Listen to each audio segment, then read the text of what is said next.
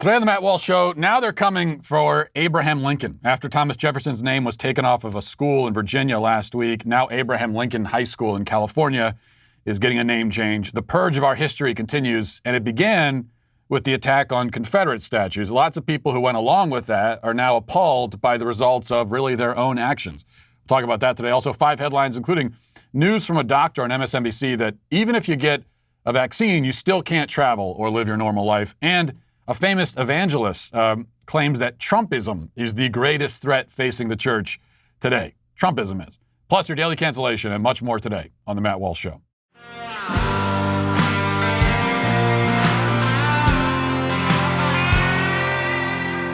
Well, as we get to the end of the year, you know, I'm surveying the list of my reading goal for the year. I had a certain number of books I wanted to read. And I'm looking at that list and realizing that I didn't come anywhere close to it. I have an excuse. I moved, it's been a busy year and all that. But the fact is, we're all busy and we don't have time to read all the books we want to read. And, the problem is you're not gaining the knowledge you want to gain. That's why it's so great that a website like thinker.org exists. Thinker is great because in our fast-paced world, it's tough to make reading a priority. And that's why at thinker.org, they summarize the key ideas from new and noteworthy nonfiction, giving you access to an entire library of great books in bite-sized form. And what they're going to do is they're going to take all the insights, all the wisdom in that book, all the information, they're going to give it to you. And so you're able to ingest that and learn and grow as a person and be exposed to these new ideas, even if you don't have time to read the entire book. Thinker offers a large variety of titles across many categories, from current affairs, politics, business, education, history, relationships. And you'll find titles like my own book, The Unholy Trinity, is there, Ben Shapiro's Right Side of History, but it doesn't stop there. They've got tons of titles, and you got to go check it out. If you want to challenge your preconceptions, expand your horizons, gain knowledge, become a better thinker, go to thinker.org. That's THINKR.org to start a free trial and download the app today. Let them know you heard about them on the Matt Walsh Show. That's thinker.org. All right, and as you can see if you're watching, I have my my Leftist Tears tumbler here with my sloth tea infuser. I'm told that's what it is. You can go to Instagram and see the videos. They're giving me gifts. I guess they keep giving me gifts until they find one that I like. But I feel like you're not trying that hard if a sloth tea infuser is your idea of something that I would like. Although it is, it's I could get used to it. I kind of like having it here as my buddy on the desk. Now, it's been frustrating enough, to watch people on the right for so many years go along with the left's cultural agenda, ceding ground, making compromise after compromise. Compromise is that always seem to involve the left getting what it wants and us getting nothing. That's usually what the compromise is. That's not a compromise at all, by the way. That's surrender. But what makes the spectacle unbearable, really, is when those same people on the right act surprised, shocked, appalled by the results of their own cowardice. We've been seeing quite a bit of this sort of thing in recent days.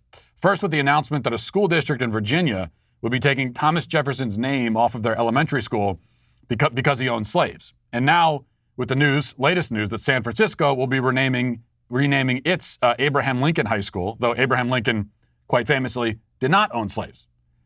He did not own slaves, but he did commit other moral crimes that now prohibit him from having a school named after him. The Daily Mail has the report. It says, quote, the district's renaming committee decided Lincoln is not worthy of keeping his name in Abraham Lincoln High School because, quote, the majority of his policies proved to be detrimental to Native Americans. Abraham Lincoln is not seen as much of a hero at all among the American Indian nations and Native peoples of the United States, as the majority of his policies proved to be detrimental to them. The committee meeting notes state, under his watch, indigenous peoples had much of their land taken away from them. In 1862, the Homestead Act, where citizens could claim ownership of 160 acres of land, and the Pacific Railway Act, which gave railroad companies permission to build a transcontinental railroad across America, quote, led to the significant loss of land and natural resources, as well as the loss of lifestyle and culture for many indigenous peoples. Jeremiah Jeffries, chairman of the renaming committee and a first grade teacher, told the San Francisco Chronicle, quote, Lincoln, like the presidents before him and most after, did not show through policy or rhetoric that black lives ever mattered to them outside of human capital and as casualties of wealth building. So they can't get Lincoln on the slavery issue. Instead, they get him on Native Americans. And it's true that Native Americans had a rough time of it under Lincoln. It's true that once Europeans arrived in the New World 500 years ago, A process began which would eventually lead to most Native Americans being driven from their land. A great many would die, though the majority of those would die through disease unknowingly brought here by the settlers. All of that is true. It's also true that the European and then American conquest of the New World occurred at a time in history when all lines were drawn and nations established and areas settled and claimed through conquest. This was the rule across the globe, everywhere, among everyone, for thousands of years, with no exceptions. If you wanted land, you had to take it. If you wanted to keep what you already took, you had to defend it. If you couldn't defend it, you would lose it. That was the way of the world for most of human history, and it was especially the way among Native Americans themselves, who were in a constant state of war with each other tribes, fighting and killing and enslaving each other, stealing land, then having it stolen from them. Then the Europeans showed up and played the same game of conquest and won. Now somehow, after thousands of years of fighting and bloodshed across the globe, the descendants of those Europeans, who also happened to establish the greatest civilization the world's ever seen, are supposed to be the only ones racked with guilt, constantly apologizing and tearing down our monuments in reparation. It's ridiculous. But not according to Jeremiah Jeffries, chairman of the renaming committee. He's decided that Lincoln didn't do enough for black lives, as he put it. Of course, Lincoln did more than Jeremiah Jeffries has done or could do in 1,000 lifetimes. Lincoln was a man of consequence, a history maker, world shaper. Jeremiah Jeffries, in contrast, is mediocre, vacuous. And we live in a time when lots of mediocre, vacuous people are deciding that the great men of history don't live up to their own standards. They're like morbidly obese gluttons laying on the couch, eating Cheetos, watching a bodybuilding competition, and complaining that the competitors are a little too flabby. But, and here's the point, this is not happening out of nowhere or in a vacuum. We can draw a direct, clear line from the tearing down of Confederate monuments and the renaming of streets, schools, and military installations to this attack on Abraham Lincoln or Jefferson or Washington. In fact, some of us said years ago when this began, myself included, that it would lead to this very point, that the exact logic used to posthumously condemn Robert E. Lee could just as well be applied to Lincoln or to anyone else in history. And we were told, even by conservatives, that such a slippery slope argument is a fallacy. And there's no reason why the historical purge has to go beyond Confederates. No, it'll stop right here, we were told. Well, it didn't. We were right. And we're right about this too. It's not over. It doesn't end here. It will never end. Not until every single hero of American history, of Western history, has been tried from the grave and condemned as a racist and a villain. None are safe. Certainly none of the white males, though I would predict that eventually, they're going to get around to men like Martin Luther King Jr. for his behavior with women. Eventually they'll get around to everyone, because all people who existed prior to about 10 years ago were problematic and had problematic views, according to the standards of the modern left. Meanwhile, in Mongolia, they have statues to Genghis Khan and honor him as a hero. He caused the deaths of 40 million people, 40 million, in the 13th century. And he wasn't using guns and bombs. There are 16 million men alive today related to Genghis Khan, largely because he was such a prolific rapist. So a mass murderer and a serial rapist. And yet nobody in Mongolia thinks of tearing down his statue, nor are they terribly torn up and guilt-ridden by the actions of their hero 700 years ago. Now, you could argue that they take it too far in the other direction. Genghis Khan was, after all, one of the most evil men of history, comparable to Hitler and Pol Pot and people in that tier. But I think the Mongolians are more correct in their approach to their historical heroes than we are right now in our approach to ours. It is better to honor problematic historical figures than to honor no historical figures. At least there's a humility in recognizing the achievements of your ancestors. At least there's a gratitude in appreciating what they did to form the civilization in which you live. I would take that over having no gratitude, no appreciation, no acknowledgement. Look, it's long past time to choose a side on this. You're either with the woke mob tearing down our history, or you're against them. You can't be with them on some things and against them on others. You can't say, well, I'll pick up the pitchfork and call for this statue to be torn down, but then that's going to be it. No.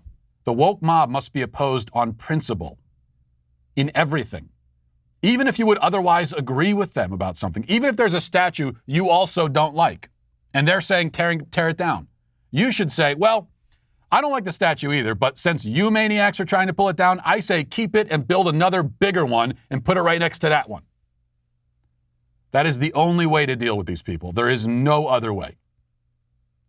To give them nothing. Nothing. Give them nothing. That's the only way.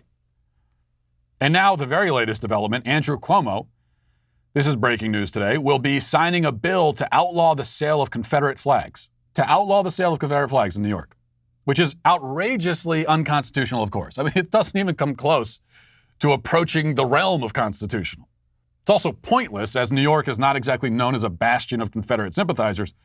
But if any mention of the Confederacy is so traumatizing to the sensitive souls walking around today that we have to take down the statues and remove the names, then sure, why not ban the flags too? To wave the flag itself is a hate crime, an act of violence. That's the logic. It's bad logic. It's indefensible. It's appalling. It's stupid. But it's where we are. And we have the cowardice and short-sightedness of many conservatives to thank for it. Now let's get to our 5 headlines.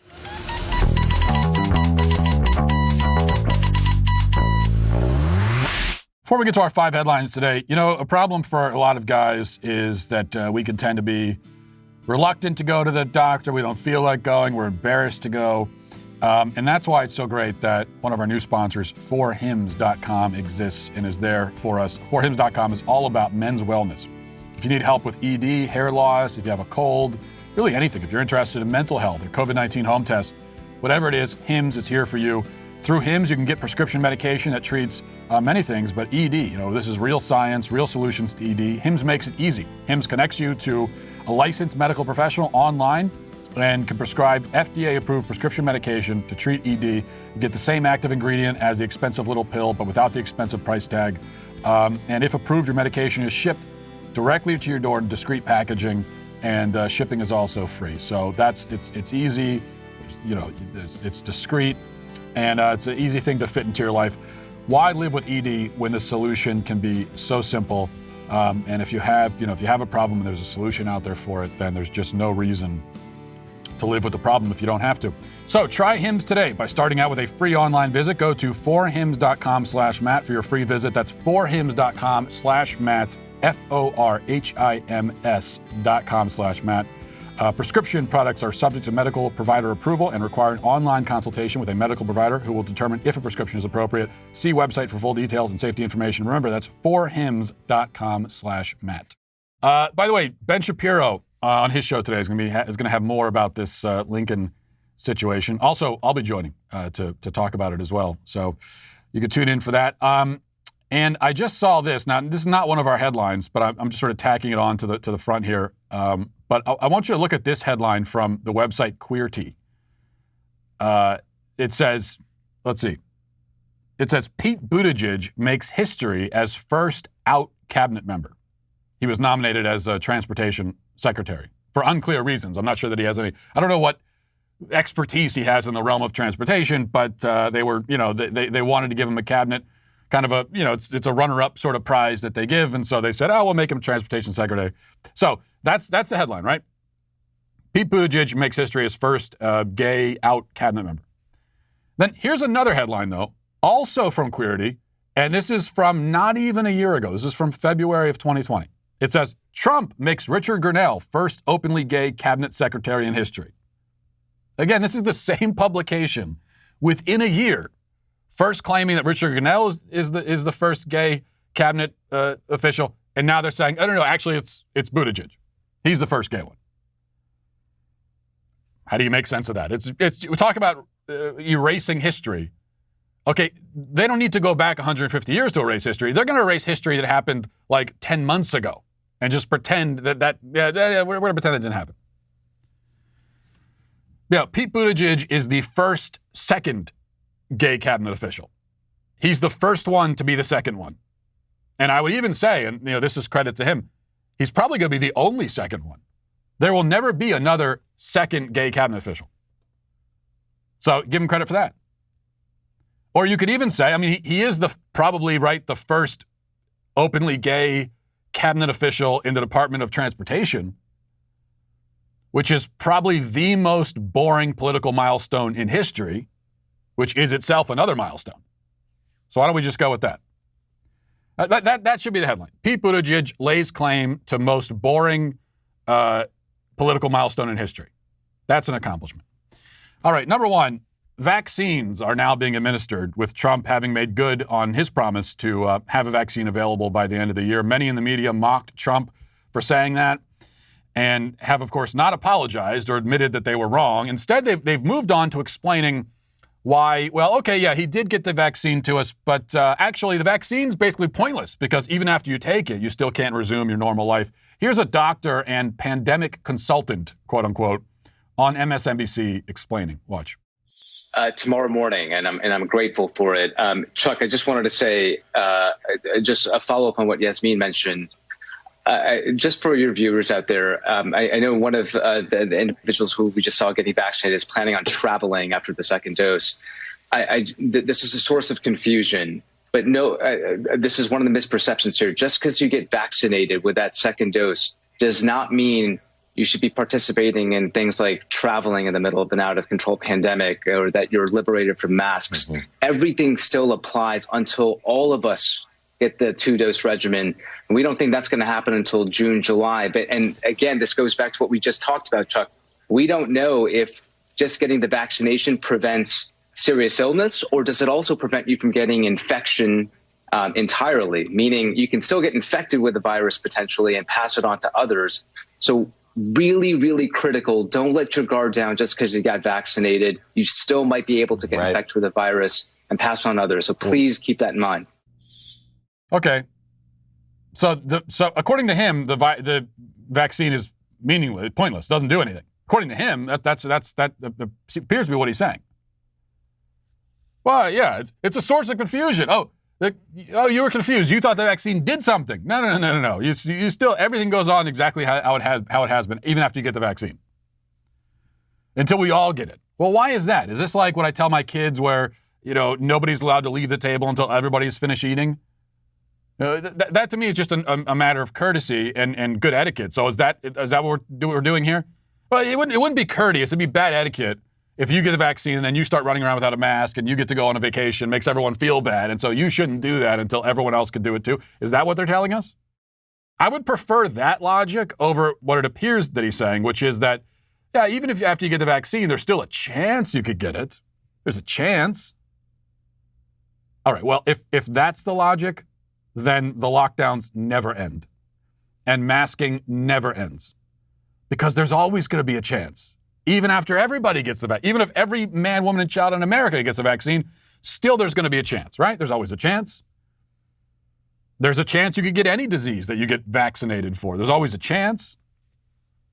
The flu. There's a chance you get a really bad case of the flu, even after you get the flu shot. So if that's all it is, if it's just, well, there's still a chance. As long as there's a chance, it means you can't resume your normal life. Okay, well, that means we will never resume our normal lives. Number two, staying on COVID for another moment here. A video went viral yesterday of a man in extremely short shorts chasing and berating a woman in a store because she wasn't wearing a mask. We've seen this kind of thing before, but this is more aggressive. This is a man who is more aggressive and certainly is showing more of his leg than we've seen before and would like to see. But here it is. Watch. Put your mask on. I'm sorry. You can walk away from me right now, sir. Put your mask on. Get away from me, Put it please. on. Does it bother anybody else that she doesn't have to wear a mask that we all do? Just go away. Stay 6 feet away from me then. No. Get away from me. No. Yeah. Please get away from me right now. No. You don't need to come near me. She has it on her damn hand. Get away from me. Walk away from me, sir. Please get away from me.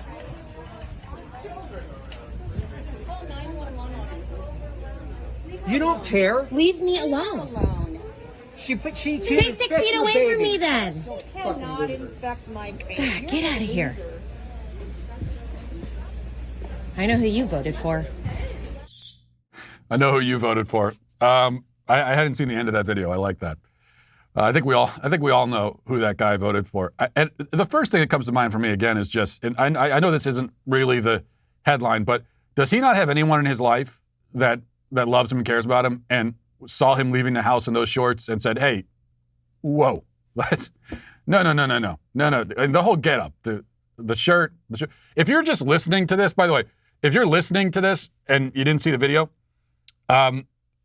you have an image in your head of what that guy probably looks like. That's exactly it. The image you have in your head, that you've drawn in your head of that man, you're right. That is it's exactly what you think. And really, that's just no man at all. I call him a man only loosely, only in a strictly biological sense, assuming, if I could, his biology. But in every other sense, that is no man at all. Speaking to a woman that way, first of all, wearing those shorts and that shirt, and just being a coward.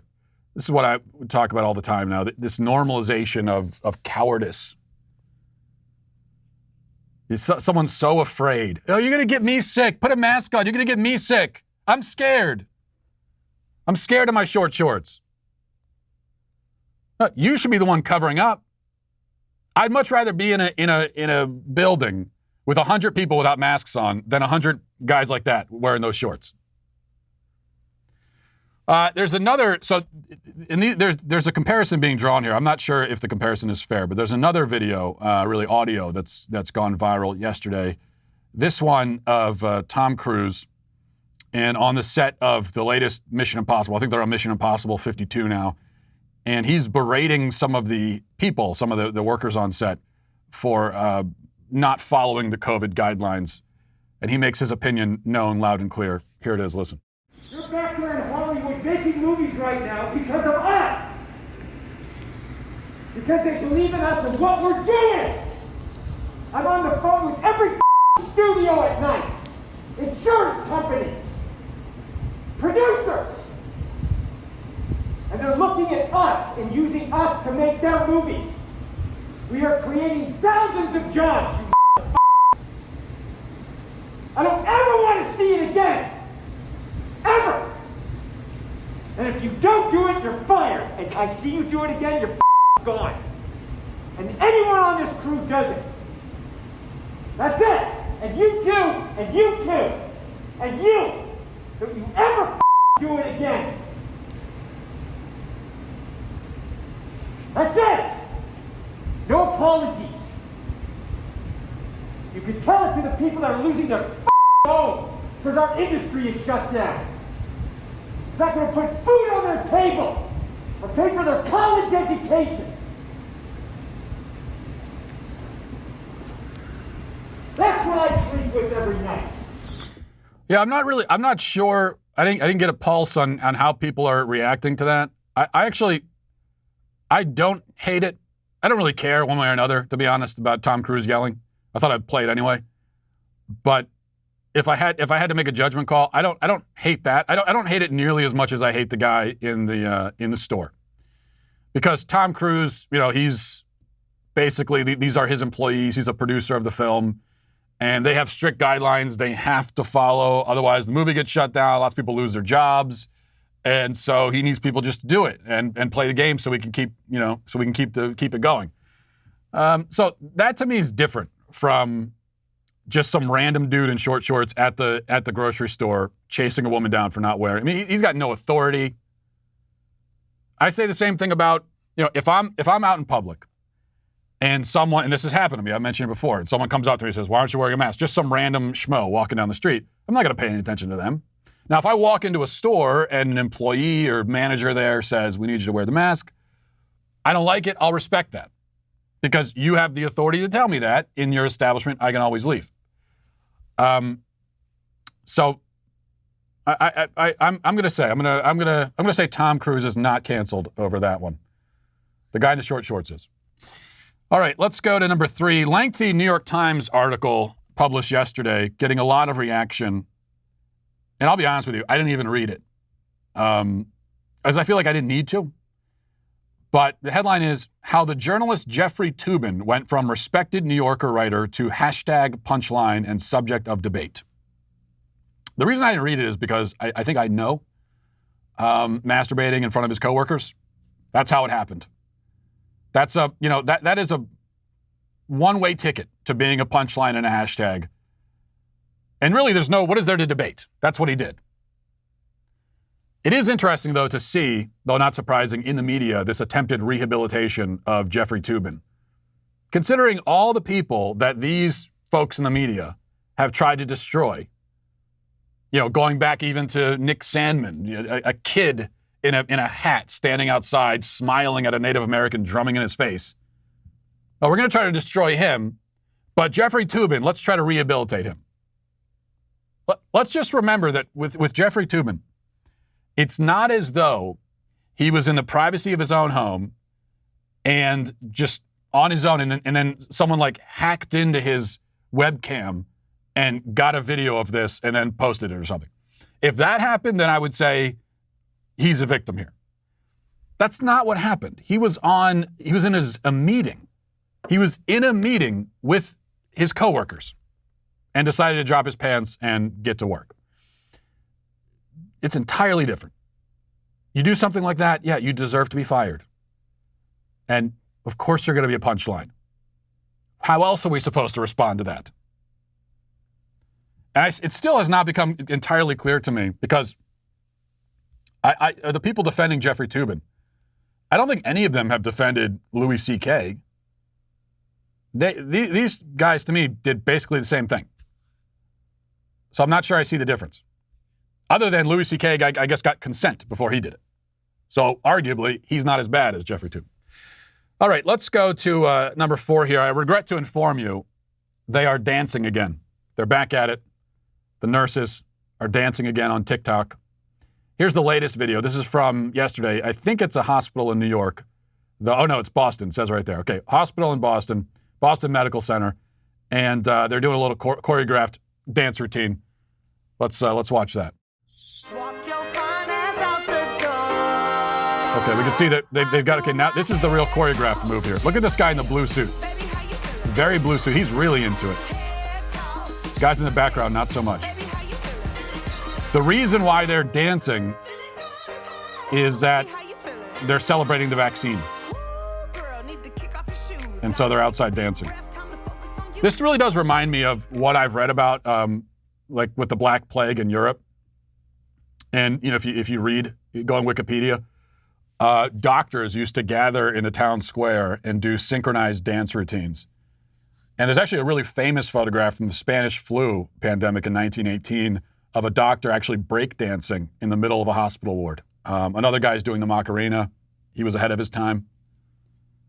Oh, wait, no, none of that ever happened because usually during pandemics, especially if we're being told the hospitals are overflowing and the staff is overworked and everything, they're not going to take time to choreograph. That's what gets me. It's the choreographing.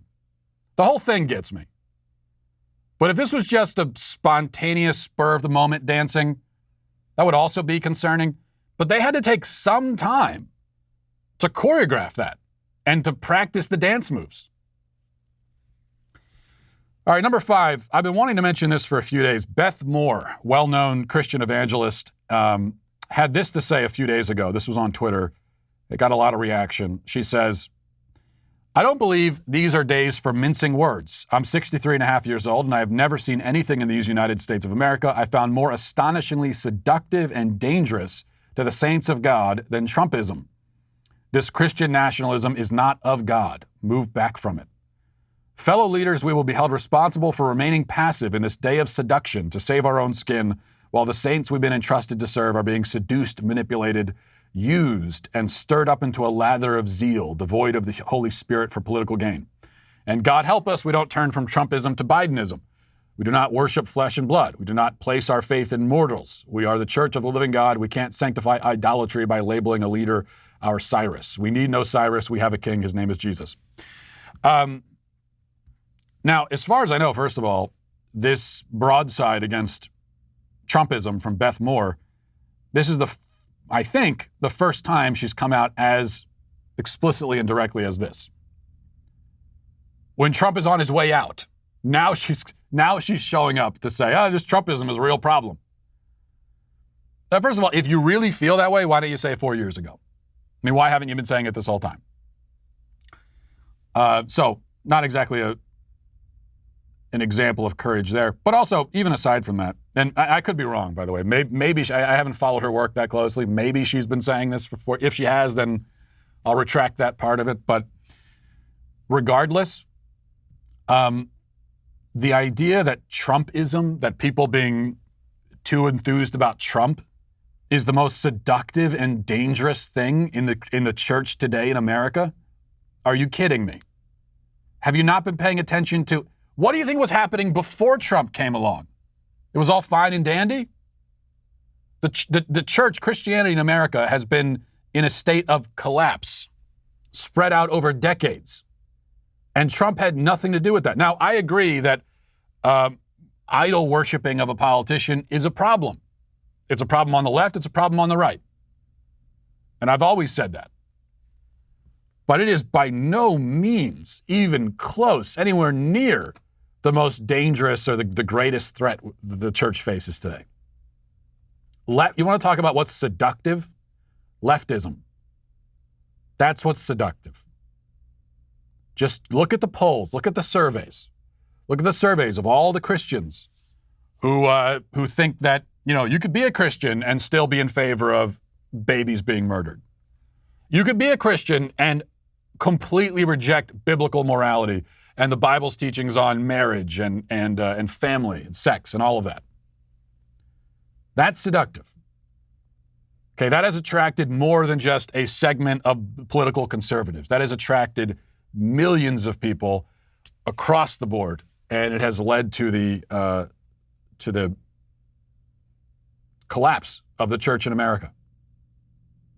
And yet she surveys all of that damage and sees Trump as the problem. Sees him as the problem now, at the end. Now he's the problem. Just, I feel like I probably do her too much credit to say that this is oblivious or ignorant on her part. I think she knows better. But she's too afraid. She's too afraid to stand up. I mean, you can stand up as a Christian apologist, as a Christian evangelist. You can stand up and talk about Trumpism, and you'll be applauded by most of the people who you want to applaud you. Now, you stand up and talk about sexual morality, talk about defending the family, then that's a different story. That takes actual courage, and she doesn't have it. And so that's what we get from her. When it comes to buying holiday gifts, I admit it's not my specialty. That's why, as I've said before, I'm so happy that I'm married. That's the number one strategy I would suggest for buying holiday gifts is to get married. But here's another strategy, Mack Weldon. Thanks to Mack Weldon, it's super easy and simple to find something great to buy for, especially a guy, no matter which guy you're shopping for, whether it's Mack Weldon's warm knit tops, undershirts, or Sunday lounge pants. Mack Weldon has men's basics that are guaranteed to keep everyone on your list comfortable, and also they're gonna feel great and they're gonna look great. Mack Weldon has all kinds of stuff. They got men's essentials, socks, shirts, hoodies, underwear, polos, active shorts. Mack Weldon promises comfort and a consistent fit, and also you're gonna look great at the same time. And there's technology involved in this. Wide ranges of customized fabrics that can keep up with you no matter what your day looks like, no matter what you're doing. And they've also got the program, Weldon Blue, totally free, a loyalty program. Level 1 gets you free shipping for life. Once you reach level 2, by spending $200, you get 20% off every order for the next year. And that's a benefit. So if you're using Mack Weldon, you're buying a gift, that's a benefit you get for yourself as well. So give yourself a gift, give someone else a gift at the same time. Win the gift-giving season and get 20% off your first order. Visit MackWeldon.com/Walsh and enter promo code Walsh. That's MackWeldon.com/Walsh, promo code Walsh for 20% off. Mack Weldon, reinventing men's basics. And on December 21st, remember, this is coming up very soon, the historical docuseries Apollo 11, What We Saw, will be available exclusively at dailywire.com. This was originally released as an audio podcast for Apple and Spotify. Lots of people listened to it at the time, and it was just got a great reception for good reason, because it was a very well-done podcast. But now it's going to be available to watch as well as listen to on the Daily Wire Apple TV or Roku app or at dailywire.com. This docuseries takes a detailed look at the Apollo 11 mission to land a man on the moon. It's a dramatically inspiring story. Apollo 11, What We Saw, fantastic series to watch with your loved ones this holiday season.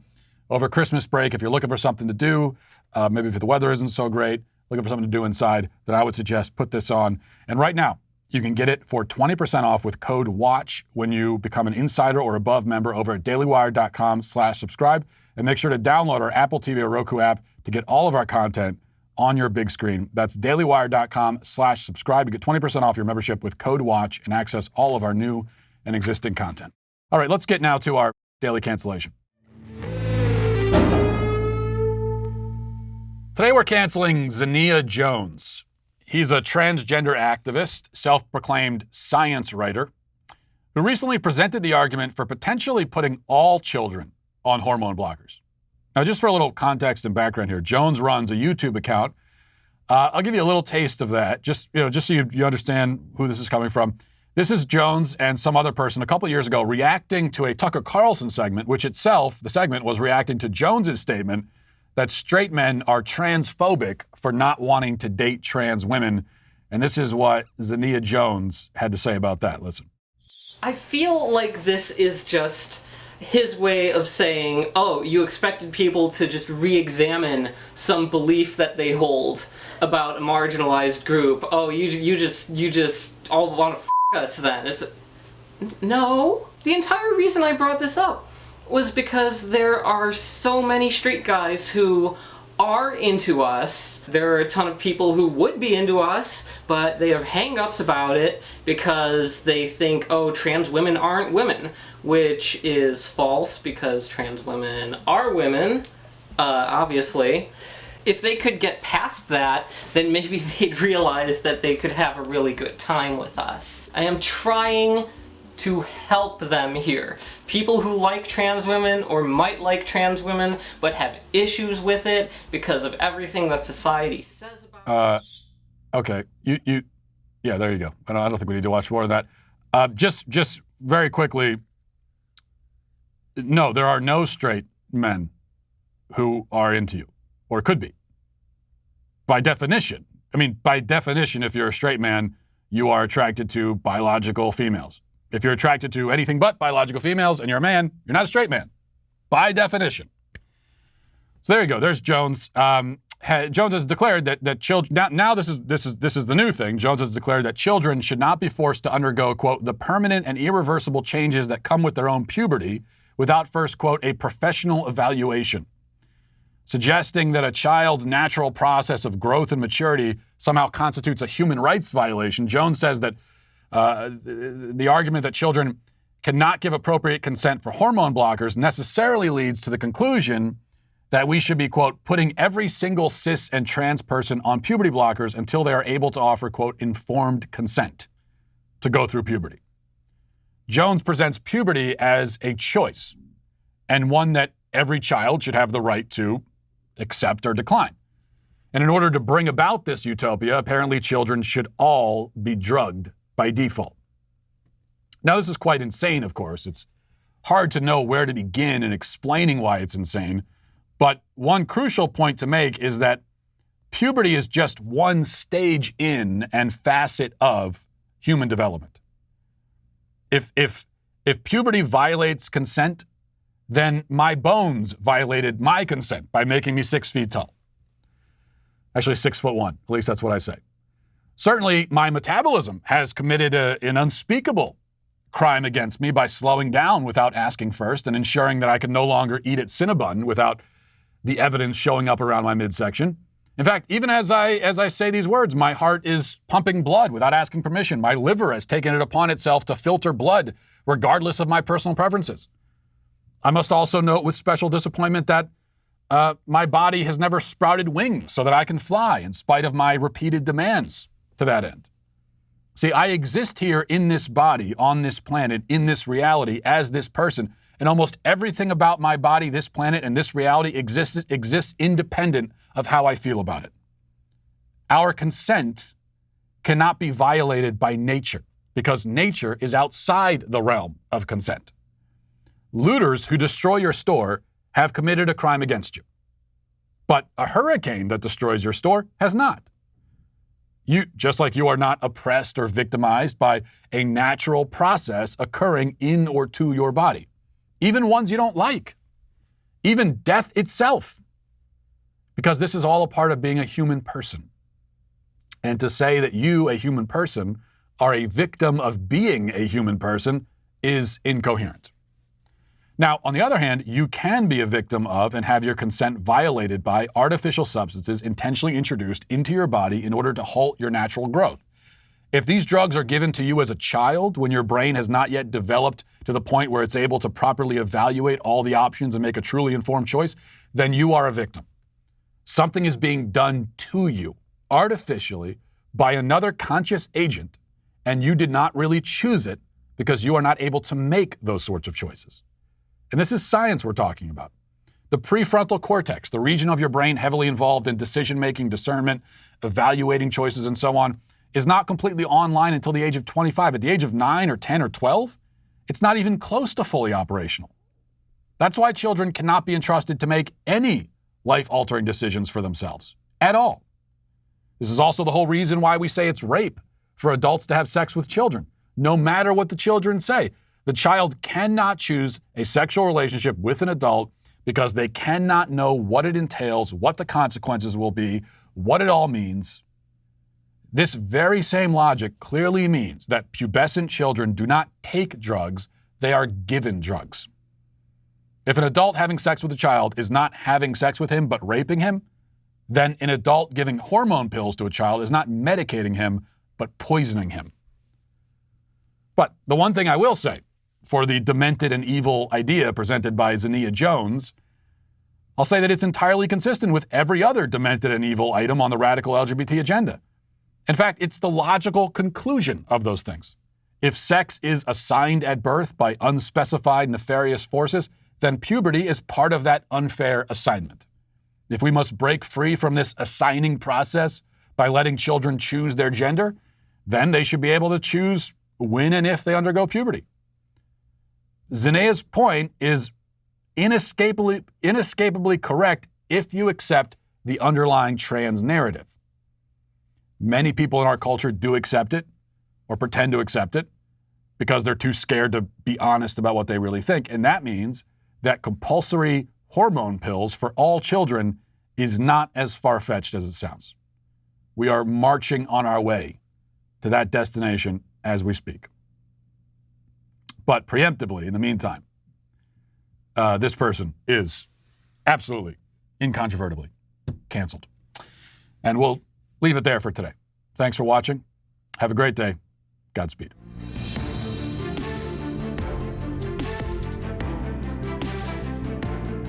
The Matt Walsh Show is produced by Sean Hampton, executive producer Jeremy Boring. Our supervising producers are Mathis Glover and Robert Sterling. Our technical director is Austin Stevens. Production manager Pavel Vodosky. The show is edited by Danny D'Amico. Our audio is mixed by Mike Coromina. Hair and makeup is done by Nika Geneva. And production assistant McKenna Waters. The Matt Walsh Show is a Daily Wire production, copyright Daily Wire 2020. Hey everybody, it's Andrew Klavan, host of The Andrew Klavan Show. You know, some people are depressed because the American Republic is collapsing, the end of days is approaching, and the moon has turned to blood. But on The Andrew Klavan Show, that's where the fun just gets started. So come on over to The Andrew Klavan Show and laugh your way through the apocalypse with me, Andrew Klavan.